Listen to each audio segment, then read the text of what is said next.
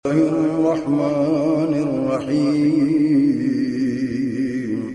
अल्लाह के नाम से जो बड़ा मेहरबान निहायत रहम वाला है।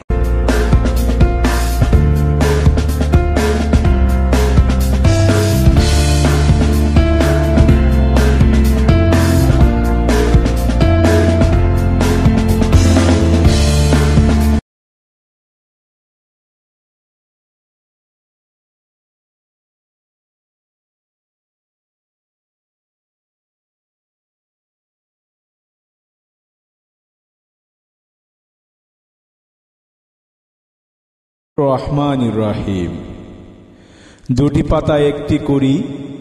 হযরত শাহজালাল শাফরান রহমতুল্লাহ আলাইহির পূর্ণভূমি সিলেট। এই পূর্ণভূমিতে যুগে যুগে অসংখ্য জ্ঞানী গুণী মানুষ জন্ম নিয়েছেন, রেখে গেছেন তাদের গৌরবান্বিত পদচিহ্ন।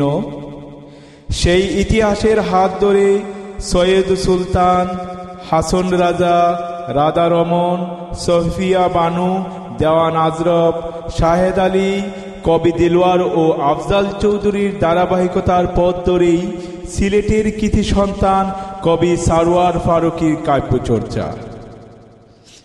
গত 25শে এপ্রিল কৈতর সিলেট আয়োজিত কবি সারওয়ার ফারুকীর দ্বিতীয় কাব্যগ্রন্থ একটি শব্দের জন্য এর প্রকাশনা অনুষ্ঠিত হয়। কবি সারওয়ার ফারুকী আপাদমস্তক আত্মবাদী কবি। দেহে তার মন যায় না, শব্দকে তিনি আত্মার গহনা ভাবনা বেদনার কতখানি বহন করতে পারল এই বিবেচনা বাইরে বাড়তি মূল্য দিতে রাজি নন। ফলে তো তার কবিতার মর্ম যেমন দ্বন্দ্ব নেই, গায়ে গয়না নেই। বিশেষ ছন্দের বন্দর ও ধ্বনির ঝঙ্কার গিয়েছেন এড়িয়ে ইচ্ছে করেই। প্রশ্ন রেখেছেন মানুষ কোন বৃত্তের কাঁধে, স্বরবৃত্তে না অক্ষর বৃত্তে। কবি সারওয়ার ফারুকীর জন্ম 8ই মে 1979 সালে কানাইঘাট উপজেলার বাটাইল গ্রামে।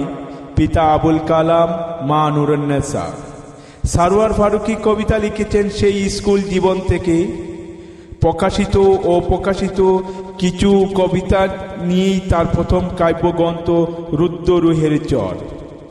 পাঠক হৃদয় জয় করতে এবার নিয়ে এসেছেন তার দ্বিতীয় কাব্যগ্রন্থ একটি শব্দের জন্য। কবি